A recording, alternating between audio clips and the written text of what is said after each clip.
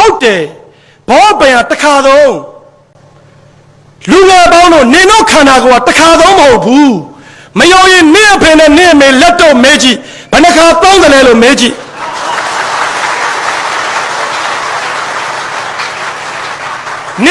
နင်တို့တခါသုံးများမှတ်နေကြသလားမိန်းကလေးပေါင်းတို့တခါသုံးမဟုတ်ဘူးယောက်ျားပေါင်းတို့တခါသုံးမဟုတ်ဘူးကျောက်တော်နိုင်ငံလူငယ်တွေကကျမ်းမာရေးကြီးမဆိုင်ဘူး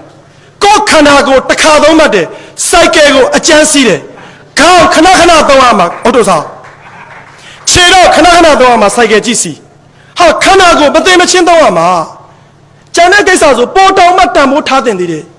ကျွန်တော်တို့မြန်မာမျိုးသမီးတွေကအယူအဆလွဲနေတာရှိတယ်မိန်းကလေးတွေက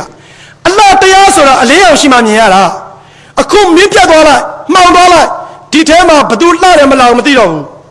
ကိုချင်းတရားဆိုတာအလေးအမောင်မရွေးဘူးအမျိုးသမီးပေါင်းတို့အလေးအမောင်အောင်မှမြင်ရတဲ့အလှတရားနဲ့